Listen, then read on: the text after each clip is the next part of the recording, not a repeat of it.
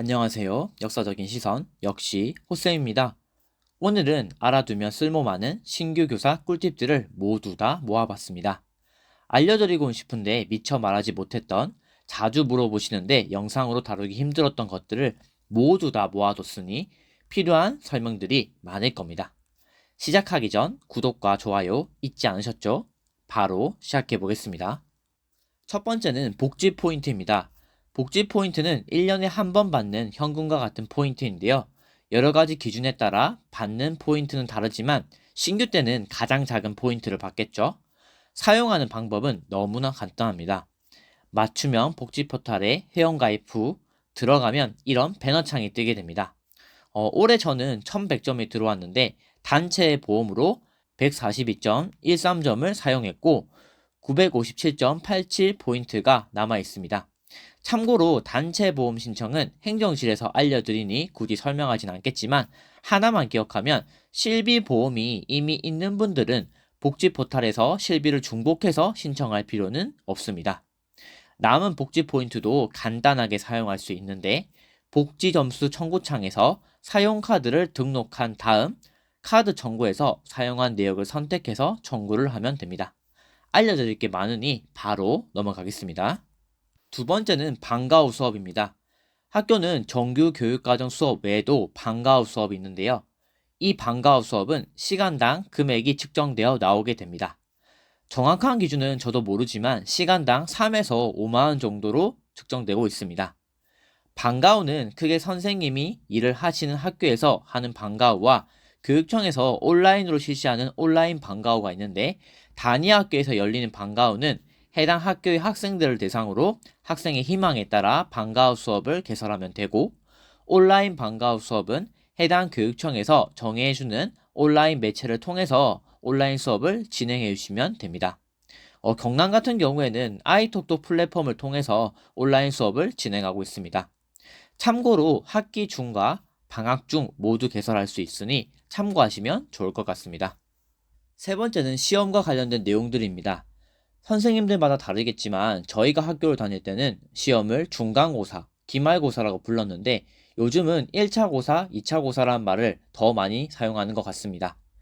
그리고 예전에 학교에서 객관식으로 대부분 평가했던 것과는 다르게 서술형의 비중이 많이 높아지고 있습니다.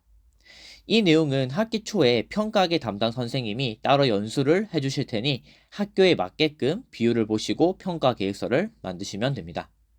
그리고 평가 관련된 꿀팁을 하나 드리면 배운 내용에 맞춰 시험 문제를 구상하는 것이 아니라 어떤 문제를 시험에 낼지 생각을 한 후에 수업 내용을 구상하는 것이 좀 더 시험 문제를 만들 때 힘이 덜 들 겁니다.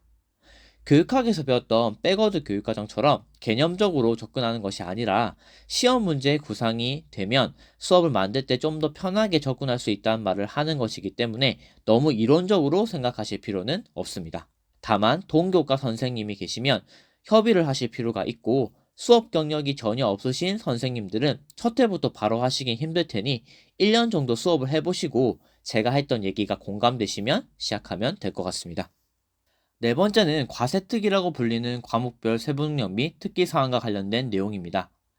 과세특도 학기 초나 특정 기간에 학교에서 별도로 연수를 하겠지만 연수만으로 이해가 되지 않을 수 있기 때문에 유의할 점들을 기준으로 설명해보면 먼저 중학교든 고등학교든 모두 과세특을 작성해야 합니다.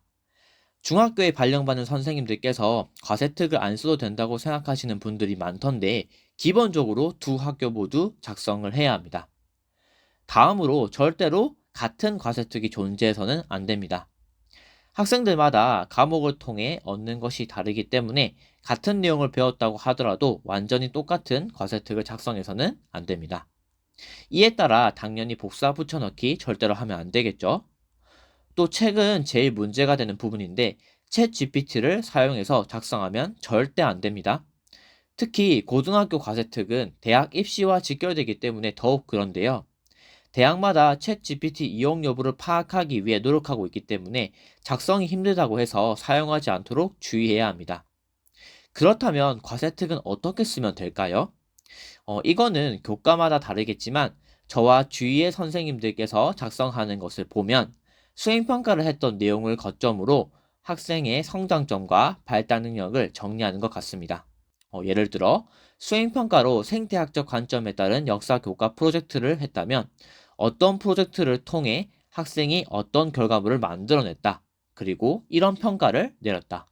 그리고 이런 점에서 이런 능력의 성장이 돋보인다. 와 같은 맥락으로 작성을 할 수 있습니다. 다섯 번째는 수업과 관련된 내용입니다. 경력이 조금 있는 선생님들은 덜하겠지만 신규 발령으로 처음 수업을 준비하신 선생님들은 수업 자료를 만드는 방법을 잘 몰라서 고민하실 것 같습니다. 선생님들을 위해 수업 자료와 관련된 팁을 하나 드리면 교과서 출판사 홈페이지에 가시면 선생님들을 위한 교과서 PDF 자료와 참고할 수 있는 그림 자료와 해당 교과서에서 제공하는 기본 학습지가 있습니다. 이 학습 자료를 그대로 사용하시는 분들은 없겠지만 학습 자료를 만들 때 참고할 수 있는 양식들이 많으니 학습 자료를 만드실 때 기억하시면 좋으실 것 같습니다.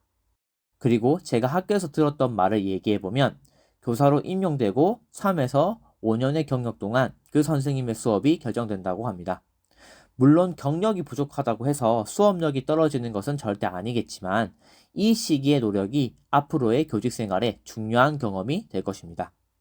이에 따라 저는 선생님들께서 다른 선생님들의 수업을 많이 참관하셨으면 좋겠는데요. 선생님이 일을 하시는 학교의 수업 참관 외에도 다른 학교에서 열리는 수업 나눔 교사제와 같은 다양한 프로그램을 이용하셔서 많은 수업들을 경험하셨으면 좋겠습니다.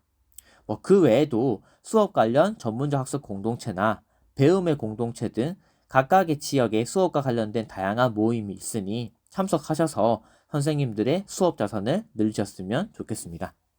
여섯 번째로 연수인데요. 교사는 수업과 업무 외에도 들어야 하는 다양한 연수들이 있습니다. 가령, 안전, 다문화 교육, 학교폭력, 청렴 등과 같은 연수가 있는데요. 연수에 따라 1년에 한 번씩 필수적으로 들어야 하는 것들이 있고 3년 동안 한 번만 들으면 되는 것들도 있습니다. 연수는 대면 연수와 온라인 연수로 나뉘게 되는데 필수적으로 들어야 하는 연수들은 대부분 온라인 연수로 중앙교육연수원이나 해당 지역의 연수원에서 열리기 때문에 걱정하실 필요는 없습니다. 다만 수업이나 업무가 너무 많아서 미루게 되면 연수를 들을 시기를 놓칠 수 있기 때문에 들어야 하는 연수가 있으면 별도로 시간을 내서 미리미리 들으시길 바랍니다. 연수와 관련된 내용은 학교에 가시면 연수 담당하시는 선생님들께서 정리해서 알려주실 겁니다. 일곱 번째는 소개팅 및 연애입니다. 이 주제를 넣을까 말까 엄청 고민을 했는데 젊은 여러분들을 위해 준비해봤습니다. 젊은 여러분들이 학교에 가시게 되면 많은 선생님들께서 소개팅 제의를 받으시게 될 겁니다. 여기서 삶의 지혜를 나눠본다면 학기 초에 처음 가셨을 때는 소개팅을 받는 것을 추천드리지 않습니다. 소개팅을 해주시는 분이 어떤 분인지도 잘 모르고 학기 초에는 배워야 할 것이 많기 때문에 그 시간은 배우는 시간으로 두셨으면 좋겠습니다. 그리고 몇 개월 정도 일을 하시다 보면 친한 선생님들이 생기게 될 텐데 개인적인 생각으로 그분들을 통해서 소개팅 자리를 얻으시는 것을 추천드립니다. 그리고 다들 아시죠? 대학교 CC를 피하는 것과 같은 맥락으로 교내 커플은 피하시는 걸 추천드립니다. 너무 소중한 동료이지 않습니까? 혹시나 나는 자연스러운 만남을 추구한다는 선생님들이 계시다면 앞서 얘기했던 연수 중 대면 연수를 추천드립니다. 특히 신규 선생님들을 대상으로 한 저경력 교사 혹은 담임 역량 강화 연수와 같은 것들이 주기적으로 열리니 연수에 가시는 것도 좋은 방법일 것 같습니다. 여기서 제일 중요한 점은 학교는 좁고 선생님의 이름보다 서문이 먼저 가기 때문에 신중하셔야 한다는 것도 첨언하며 다음으로 가보겠습니다. 마지막으로 상담과 생활지도입니다. 저번 영상에서 간단하게 말했지만 걱정을 하시는 분들이 많으신 것 같아서 조금 더 보충하도록 하겠습니다. 제 생각으로는 학기 초 상담의 핵심은 해당 학생이 어떤 학생인지를 알아가는 것입니다. 따라서 저는 학기 초 상담을 할 때 성적, 공부, 진로에 대한 얘기보다 해당 학생이 어떤 사람인지를 알아가기 위한 다양한 질문들을 하는데요. 특성이 한눈에 보이는 학생들은 질문을 하기 쉽지만 그렇지 않은 학생들도 많습니다. 저는 그럴 때 상담 카드를 사용하는데요. 네이버에 검색만 하셔도 이와 관련된 다양한 상담 카드를 확인할 수 있습니다. 그리고 상담 중에 좀 더 전문적인 상담이 필요하다고 판단이 되면 위클래스 선생님과 따로 얘기해서 해당 학생과 상담을 해주시길 요청합니다. 그리고 생활 지도와 관련해서 제일 먼저 드리고 싶은 말은 훈육은 절대 나쁜 것이 아닙니다. 신규 선생님들이 오시면 가장 많이 하는 생각이 친구 같은 선생님이 되어야겠다와 같은 얘기인데 저도 이 부분은 100% 공감하지만 나쁜 친구가 되어서는 안 됩니다. 학교의 규칙과 반의 규칙을 학생들이 잘 지킬 수 있도록 안내하고 힘의 논리가 아닌 이성의 논리로 학생들을 설득하는 과정을 통해 학생들이 긍정적인 생각을 가질 수 있도록 생활 지도를 할 필요가 있습니다. 그리고 선생님 개인의 역량으로 지도를 하기 힘든 학생이 있다면 인성부나 위클래스와 연계하여 지도를 하는 방법도 꼭 생각해 보시길 바랍니다. 오늘은 알아두면 쓸모 많은 신규교사 꿀팁을 주제로 영상을 만들어 보았습니다. 앞으로도 역사, 교육과 관련된 다양한 영상을 올릴 예정이니 많은 관심 부탁드립니다. 지금까지 역시 호쌤이었습니다.